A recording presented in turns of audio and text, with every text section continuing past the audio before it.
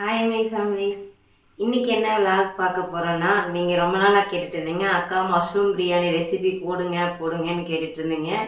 இன்றைக்கி அதுதான் பார்க்க போகிறோம். வாங்க வீடியோக்குள்ளே போகலாம். வீடியோ ஸ்கிப் பண்ணாமல் பாருங்கள், நல்லா ஜாலியாகவும் இருக்கும். அப்புறம் ரிக்வஸ்ட்டாக கேட்டீங்க, அக்கா இப்போ நீங்கள் வீடியோ எடுக்கும் போது நீங்கள் நிறைய பேச மாட்டேங்கிறீங்க, ஒர்க்கை தான் பார்க்குறீங்க, ப்ளீஸ் கொஞ்சம் பேசுங்க, நிறைய பேசுங்கன்னு சொல்லி ரிக்வஸ்ட்டாக நேற்று போட்ட ஒரு விளாகில் கேட்டிருந்தீங்க. சரி பிடிச்சிருக்கு. அதனால் இன்றைக்கி என்னன்னு பார்த்தீங்கன்னா, ஃபுல்லாக பேசுகிறது தான் பேசிகிட்டே ஒர்க்கை பார்க்க போகிறேன். இன்றைக்கி நான் ஃபோனை அங்கே வைக்கல, ஸ்டாண்டை கொண்டாந்து கிச்சனில் வச்சிட்டேன். இந்த குட்டிங்க 2 பேரும் எந்திரிக்காமல் இருக்காங்க. இப்போ தான் எழுப்பிட்டு வந்திருக்கேன். நான் கரெக்டாக 4:55க்கெல்லாம் தூக்கம் தெரிஞ்சிட்டு 5 மணிக்கு போயிட்டு ஃப்ரெஷ் அப் ஆகிட்டு வந்துட்டேன். நல்ல தலைமுடியெல்லாம் அள்ளி கண்டை போட்டு வச்சு, தெரியுதுங்களா? கண்டை போட்டு வச்சு அதுக்கு முன்னாடி நம்ம என்ன இன்னைக்கு பண்ண போகிறோம் அப்படின்னா, இன்னைக்கு இந்த பாத்திரத்தில் செய்ய போகிறோம். குக்கரில் எதுலேயும் நான் செய்யல மஷ்ரூம் பிரியாணி. முன்னாடி நம்ம ஹேர் ஃபால் இருக்கு இல்லையா, நிறையா முடியெல்லாம் கொட்டுறதுக்காக நான் தயிர் போட்டிருக்கேன். தயிரில் கருவேப்பிலை அடித்து நம்ம ஜூஸ் குடிச்சிட்டு வந்தோம் அப்படின்னா 3 மந்த்லேயே நமக்கு முடி கொட்டுறதை நிப்பாட்டி நல்ல ரிசல்ட் வரும். நமக்கு முடி வளர நல்ல ரிசல்ட் வரும். அதனால இன்னையிலேருந்து அதை ரெடி பண்ணியிருக்கேன்னா இன்னையிலேருந்து பசங்களும் சரி நானும் சரி அதை குடிக்க போகிறோம். கருவேப்பிலை குடிக்கிறது ஃபுல்லாகவே உடம்புக்கு ரொம்ப நல்லது. பார்த்தீங்கன்னா நான் இடையில கருவேப்பிலை ரைஸ்லாம் கூட பசங்களுக்கு கொடுத்துக்கிட்டேன். இன்றைக்கி என்ன பண்ண போகிறேன்னா அதை தான் செய்ய போகிறேன். தயிர் எடுத்து பார்ப்பாங்க, நான் 3 பேருமே குடிக்க போகிறோம். அந்த மேலே இருக்க ஆடை இருக்கு இல்லைங்களா, அந்த ஆடையை தனியாக எடுத்து வச்சிட்டேன். ஏன்னா அது நம்ம வெண்ணத்தை சிலிப்பிக்கலாம்னு சொல்லிட்டு ஆடையை மட்டும் எடுத்து ஃப்ரிட்ஜில் வச்சுக்கலாம். அது ஒரு ஓரமாக இருக்கட்டும். இப்போ நம்ம என்னெல்லாம் சமைக்கிறதுக்கு எடுத்துக்கணும்னு பார்க்கலாமா? இந்த பக்கம் பச்சை மிளகாய், கருவேப்பிலை, மெயினாக மஷ்ரூம் வாங்கியிருக்கேன், ஃப்ரெஷ்ஷான மஷ்ரூம். கத்திரிக்காய் தொக்கு தான் செய்ய போகிறேன் அன்றைக்கி. அப்புறம் காலையில் என்ன செய்கிறாங்கிறது கடகடன்னு வீடியோ பார்க்கலாம். இதுக்குள்ள ப்ராப்பராக எல்லாம் எடுத்துட்டு உங்களுக்கு காட்டுறேன் வீடியோவில், சரிங்களா? இப்போ நம்ம கேமரா ஆஃப் பண்ணிவிட்டு என்னென்ன தேவையோ அதில் எடுத்துக்கலாம். நான் நல்லா ஜூஸ் ஜார் கழுவிட்டேன். இப்போ இதெல்லாம் நம்ம தயிர் ஊற்றி வைக்க போகிறோம். கருவேப்பிலை இந்த மாதிரி இனுக்கு எடுத்துட்டேன் பாருங்கள். ஒரு 5 இனுக்கு இருக்குது. இதில் ஒரு 5 இனுக்கு இருக்குது. எப்போவுமே நான் கருவேப்பிலை வாங்கிட்டு வந்தேன்னா அலசி டப்பாவில் போட்டு வச்சுருவேன். ஏன்னா அதை நம்ம ப்ராப்பராக எடுத்து வைக்கல அப்படின்னா வீணாக போயிடும் அப்படின்ட்டு. ஸோ இப்போ அந்த 5 இனுக்கு நான் அதில் போட்டுக்கிறேன். போட்டு தான் தயிர் ஊற்றி அடிக்க போகிறேன். ஏன்னா அதிகம் கொடுத்தாலும் பசங்களால் குடிக்க முடியாது. அதனால் 5 இது மட்டும் போட்டுக்கலாம். தயிர் இதில் 1/2 லிட்ரு இருக்குது. 1/2 லிட்ரு வேணா எடுத்துக்கலாம், எங்களுக்கு கொஞ்சமாக போதுனாலும் கொஞ்சமாக நீங்கள் ஊற்றி அடிச்சுக்கலாம், ஒன்றும் பிரச்சனை இல்லை.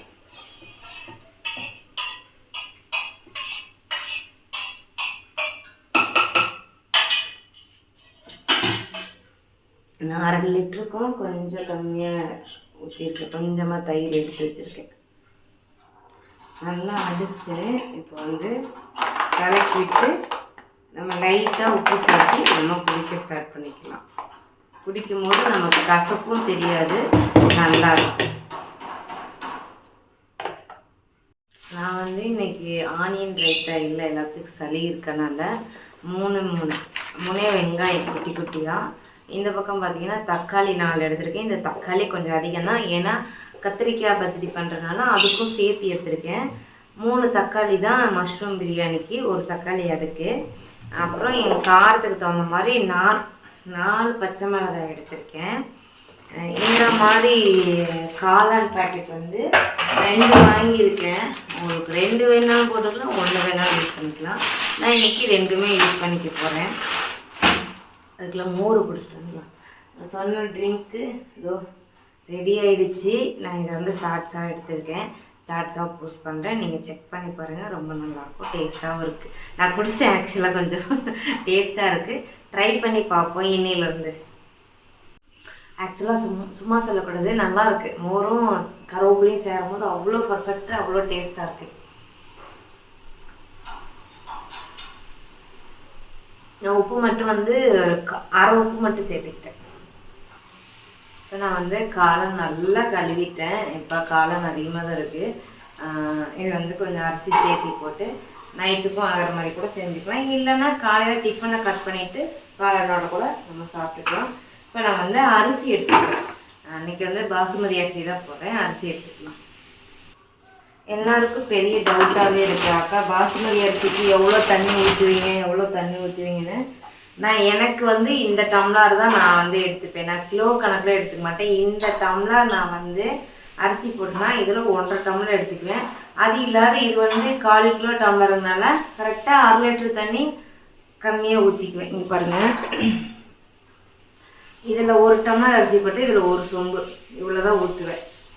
இதே நான் நார்மல் அரிசி சாப்பாடு வச்சுன்னா 1.5 சொம்பு ஊற்றுவேன். ரெண்டுக்கும் அதுதான் வித்தியாசம். நான் இதில் தான் நான் வந்து வச்சுக்கிறேன். இப்போ நம்ம அரிசி எடுத்து ஊற வச்சுட்டு 1 டம்ளர் அரிசி எடுத்துக்கிட்டேன். 1 டம்ளரும் ஆக்சுவலாக கொஞ்சமாக ஒரு கை பிடிச்சி மட்டும் போட்டுக்கிறேன்.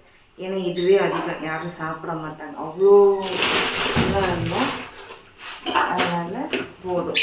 இது பேக் பண்ணி வச்சிடலாம். நான் எப்போவுமே பாசுமதி அரிசி வந்து இந்தியா கிஃப்ட் வாங்குவேன், அது நல்லாயிருக்கும். இப்போ இது வந்து ஒரு 3 டைம் கழுவிட்டு வந்துடலாம்.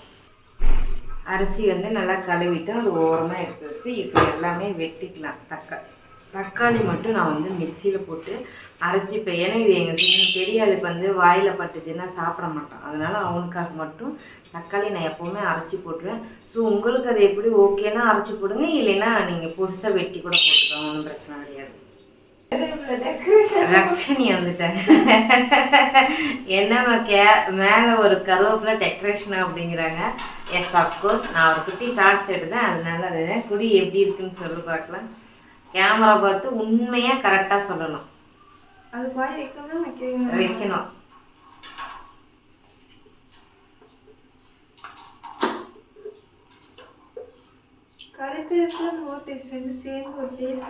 நல்லா இருக்கா நல்லா இல்லையா பேசு, தயவு செஞ்சு அப்படி வைக்காத, பயந்து இல்லை. குடி இன்னும் கொஞ்சம் குடி.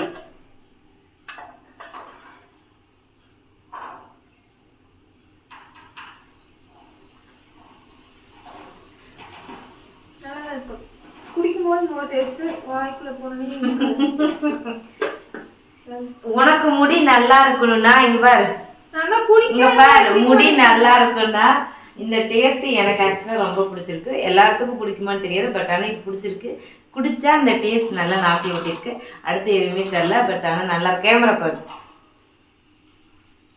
ஆஹான்னுட்டு பா கருவேப்பிலை. வெங்காயம் வந்து நான் 3 வெங்காயம் எடுத்துல 2 தான் வெட்டியிருக்கேன். ஏன்னா ஒரு வெங்காயம் வந்து எடுத்து வச்சிட்டேன்.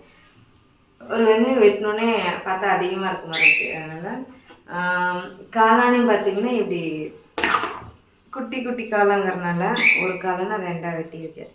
கண் எரியுது வெங்காயம் வெட்டினது. இங்கே பாருங்க, நல்லா ஃப்ரெஷ்ஷாக இருக்கிற காளான். அதனால எனக்கு ஃப்ரெஷ்ஷாக இருக்கிற காளானை பார்த்தாலே ரோஸ் இதழ், கல்பாசி, பிரியாணி இலை, ஏலக்காய் 3, மராட்டி மூக்கு, ஸ்டார் பூ 2 துண்டு மட்டும் பட்டை எடுத்திருக்கேன். நெய், நம்ம தேவையான அளவு எண்ணெய் ஊற்றிக்கலாம். அப்புறம் இந்த பக்கம் பார்த்திங்கன்னா தக்காளி அரைச்சி வச்சுருக்கேன். பிரியாணி மசாலா, காஷ்மீரி மிளகாத்தூள், அதுக்கப்புறம் நான் வந்து இந்த ஸ்பைசஸ் எல்லாம் வந்து வறுத்து அரைச்சி வச்சுருக்கேன். பிரியாணி மசாலா நல்லா வாசமாக இருக்கும். நான் கொஞ்சம் ரோஸ் வாட்டர் எடுத்து வச்சுருக்கேன். எப்போவுமே இதுதான் நான் போட்டு செய்வேன். ஃபஸ்ட்டு எண்ணெய், நெய், எண்ணெய் இதெல்லாம் ஊற்றி ஒன்று ஒன்றா வறுத்துருவேன். இந்த பாத்திரத்தை வச்சுருக்கேன். அது பார்த்துக்கலாம். நெய் வந்து சூடானோடனே நெய் 1 ஸ்பூன் அந்த அளவுக்கு ஊற்றிக்கலாம். நல்லா பாத்திரம் காஞ்சிச்சு. வந்து நெய் வந்து 1 ஸ்பூன் அளவு எடுத்துக்கலாம். நான் கொஞ்சம் நெய் அதிகமாகவே போட்டுக்கிறேன். எங்கள் வீட்டில் எல்லாருமே நெய் சாப்பிடுவோம், நெய் தவிர. ஆனால் பிரியாணியில் போட்டாலும் நெய் வந்து சாப்பிடுவோம், வேஸ்ட் பண்ண மாட்டோம். நம்ம தேவையான அளவு எண்ணெய் ஊற்றிக்கலாம். அது ஒரு 50 கிராம் அளவுக்கு எண்ணெய் ஊற்றிக்கிறேன். அதிகம் இல்லை, ஒரு 50 கிராம் போதும். அதுவே வந்து நமக்கு கொஞ்சம் அதிகம். அது மட்டும் இருக்கும். அது பாசுமதி அரிசிங்கனால நம்ம எவ்வளோ எண்ணெய் ஊற்றினாலும் எண்ணெய் இழுத்துக்கும். எண்ணெய் காஞ்சதுக்கப்புறம் நம்ம எடுத்துருக்க இந்த பிரியாணி மசாலா எல்லாமே உள்ள நம்ம போட்டு லைட்டாக எண்ணெயில் வதக்கி எடுத்துக்கலாம். நல்லா காஞ்சிடுச்சு. உள்ளார சேர்த்து நல்லா அது வறுத்துக்கலாம். கருவு இல்லாமல் வறுத்துக்கலாம். பார்த்திங்கன்னா பச்சை மிளகாய் வந்து கீரி தான் வச்சுருக்கேன், போட்டுக்கலாம். வெங்காயமும் உள்ளே போட்டு வெங்காயத்தை நல்லா வதக்கலாம். அதிகமாக செய்கிறதுக்கு இதே அளவு தான். ஆனால் நான் இன்றைக்கி காளான் அதிகமாக போடுறேன். அப்புறம் நான் சொல்லிடுறேன், காளான் வந்து நான் அதிகமாக போடுறேன். கொஞ்சமாக தூள் போட்டுக்கலாம். நமக்கு எண்ணெய் வெங்காயம் வதக்கிறதுக்கு கொஞ்சமாக தூள் சேர்த்து நம்ம மிக்ஸ் பண்ணி வச்சுக்கலாம். நல்லா வெங்காயம் வாங்கினோடனே ஒரு ஸ்பூன் இஞ்சி பூண்டு பேஸ்ட்டு சேர்த்துக்கலாம்.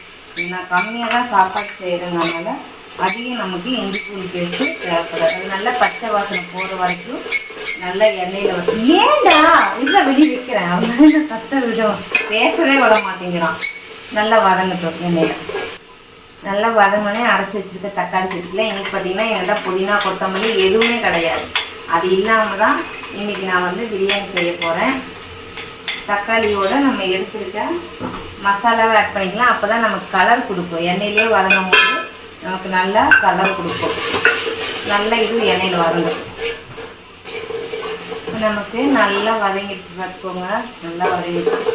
நம்ம எடுத்துருக்க காளான் வந்து உள்ளார போட்டுக்கலாம். ஐயோ கீழே இறங்கிடுச்சு. அழகான தட்டில் வெட்டி வச்சுன்னா இதை நல்லா எண்ணெயில் வதக்கலாம். காளான் நல்லா மிக்ஸ் பண்ணி விட்டு உப்பு தேவையான அளவு போட்டுக்கலாம். எல்லாரும் கொஸ்டின் கேட்பாங்க, நான் நிறைய ரீல்ஸில் பார்த்துருக்கேன். உப்பு தேவையான அளவுனா அது தெரியாமல் தானே யூடியூப் வீடியோ பார்க்குறோம், நீங்கள் தேவையான அளவு பண்ணுறீங்கன்னு சொல்லி பசங்கள்லாம் கிண்டல் பண்ணி பார்த்துருந்தேன். இப்போ இது வதங்க தண்ணி விடும். நல்லா வதங்கட்டும். அது வதங்கும் போது ரோஸ் வாட்டர் வந்து சும்மா கொஞ்சமாக ஊற்றிக்கலாம். ரோஸ் வாட்டர் எடுத்துனா நல்லாயிருக்கும். நான் எப்போவுமே ரோஸ் வாட்டர் யூஸ் பண்ணேன். ரோஸ் வாட்டர் இல்லைன்னா பிரச்சனை இல்லை, ஆனால் நான் யூஸ் பண்ணுறேன் அவ்வளோதான். இது நல்லா வதங்கட்டும். வச்சு மூடி வச்சுருவோம். நான் இதில் வந்து தண்ணியே ஊற்றல பாருங்கள். நல்லா தண்ணி வந்துச்சு. எப்போவுமே காளானில் வந்துட்டு இப்படி தண்ணி வரும். இதில் ஒரு சொம்பு எடுத்திருக்கேன். ஏன்னா நம்ம கொஞ்சம் ஒரு பிடிச்ச அரிசி கொஞ்சமாக போட்டோம் இல்லையா, அதனால் நிறைய தண்ணி எடுத்துருக்கேன். இப்போ இந்த மிக்ஸி ஜாரையும் கழுவி அதுக்குள்ளே ஊற்றி இப்போ இது கொதித்து தண்ணியெல்லாம் வச்சுட்டு உப்பு காரம் கரெக்டாக இருக்கான்னு செக் பண்ணிக்கலாம். இப்போ எனக்கு வந்து போதும், இந்த தண்ணியே போதும் ரைட்டு. நல்லா அது கொதிச்சதுக்கப்புறம் உப்பு காரம் இருக்கான்னு நம்ம செக் பண்ணிவிட்டு அரிசி போட்டுக்கலாம். நமக்கு இப்போ நல்லா கொதிச்சு வந்துருச்சு. இப்போ தான் நம்ம உப்பு காரம்லாம் இருக்கான்னு நம்ம வந்து செக் பண்ணிவிட்டு அரிசி தண்ணியில் இதில் போட்டுக்கலாம். டன் கரெக்டாக இருக்குது. இப்போ வந்து அரிசி தண்ணி வடிச்சுட்டு அதில் போட்டுடலாம். அரிசி வடிச்சுக்கிட்டேன். எப்போ உள்ளார போட்டேன். நான் வந்து எவ்வளோ அரிசி எடுத்தேன் என்ன ஏதுங்கிறது உங்களுக்கு தெரியும். நான் கட் பண்ணி தான் எடுக்கல. ஒரு சில இடங்களில் மட்டும்தான் நம்ம வேறு வேலை காய் வெட்டுறோம் போது தான் ரொம்ப டைம் ஆகிடுவேன்னு வெட்டி எடுத்தேன். இப்போது லைட்டாக ஒரு கலர் விட்டு கட் அடிச்சுட்டு ஒரு 2 நிமிஷத்துக்கு டிஸ்டர்ப் பண்ணுவேன் வெட்டலாம். இன்னொரு பக்கம் கத்திரிக்காய் வெங்காயம் வெட்டி வச்சுருக்கேன். கத்திரிக்காய் தாளிக்கிறதுக்கு அதுக்கு நம்ம வந்து எண்ணெய் சாம்படை விளக்கி வச்சுருக்கனால அப்படியே எடுத்து ஊற்றிட்டுருக்கேன். எண்ணெய் சாம்படை விளக்கிட்டேன். அது கொஞ்சம் கத்திரிக்காய் பார்த்து கொஞ்சம் எண்ணெய் தூக்கலாம். அப்போ தான் வந்து நல்லா டேஸ்ட் கொடுக்கும். எண்ணெய் காஞ்சதுக்கப்புறம் கடுகு உளுத்தம் பருப்புலாம் போட்டு நம்ம தாளிப்பு எடுத்துக்கலாம்.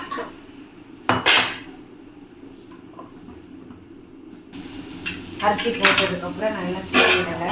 அப்புறம் நல்லா துணி வச்சுக்கோங்க. தெரியுதா? இன்னும் ஒரு நிமிஷத்துக்கு அப்படியே மூடி வைக்கலாம்.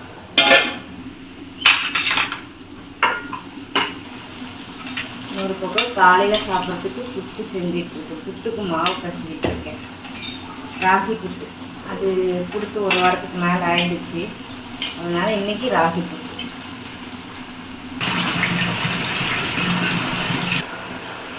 பாருங்கள் நமக்கு ரைஸ் வந்து ஒரு 75% வெந்துருச்சு. ஸோ அதுதான் நம்ம அப்படியே வந்து மூடி வச்சு அடியில் தோசை கல் எதுவும் வைக்காமல் நான் வந்து தம் போட போகிறேன். அடுத்து எந்த அளவுக்கு லோ பண்ண முடியுமோ அந்த அளவுக்கு லோ பண்ணிவிட்டு நல்லா தண்ணி பிடிச்சி வச்சு ஒரு 2 நிமிஷம் விட்டுடலாம். அப்படியே இருக்கட்டும். அவ்வளோதான். இப்போ சாப்பாடு ரெடி ஆகிடுச்சு.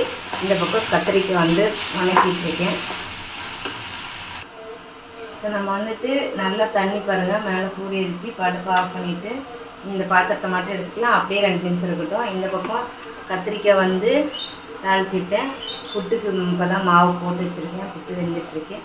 இப்போ இந்த தண்ணி எடுத்துகிட்டேன். அடுப்பு ஆஃப் பண்ணிவிட்டு ஒரு 5 நிமிஷம் அப்படியே இருக்கட்டும். எங்கள் அம்மா டெக்கரேஷன் வச்சு வைக்கும்போது ஆமாம், அப்படி இருந்து மோர் திருப்பி 1.5 மணி நேரம் கழிச்சு வந்து குடிக்கிறா.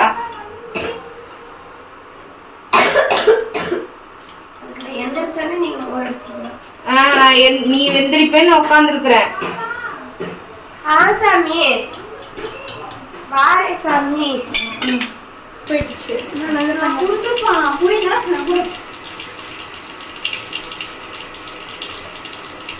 போடலையா? உப்பு போட்டுருங்க, கம்மியாக தான் போட்டுருக்கு. எப்படி இருக்கு? வேறு உங்கள் அக்காவுக்கு கருவேப்பிலையும் மோர் 2 டேஸ்ட்டு சேர்ந்து வருதாம்மா. இந்த மாதிரி ஒரு 3 மந்த்ஸ் குடித்தா முடி நல்லா இருக்கும்டா, கொட்டுறதெல்லாம் வந்துருண்டான்னு. என்னவா?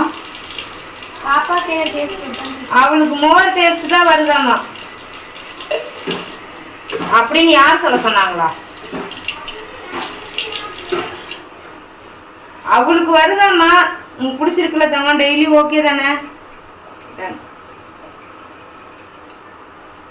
உனக்கு பிடிச்சிருந்தா ஓகே தங்கம். உனக்கு தான் முடியும். அக்காவோட உனக்கு கொட்ட ஆரம்பிச்சிருச்சு. இப்போ சாப்பாடு தட்டு எடுத்துகிட்டு பார்க்கலாம். பாருங்கள் எப்படி வந்துருக்காங்க. இப்போ தம்மு உடைக்கணும்.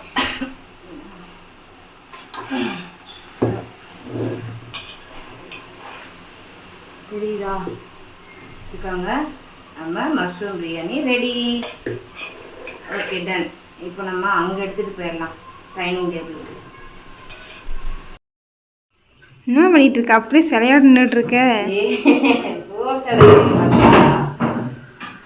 வந்து நமக்கு ரைஸ் ரெடி. பேக்ஸ் பேக் பண்ண வேண்டியதான். புட்டு ரெடி. புட்டுக்கு பழம், நாட்டு சக்கரை இதெல்லாம் வச்சுக்கலாம். சரி, நான் சாப்பிட்றேன்.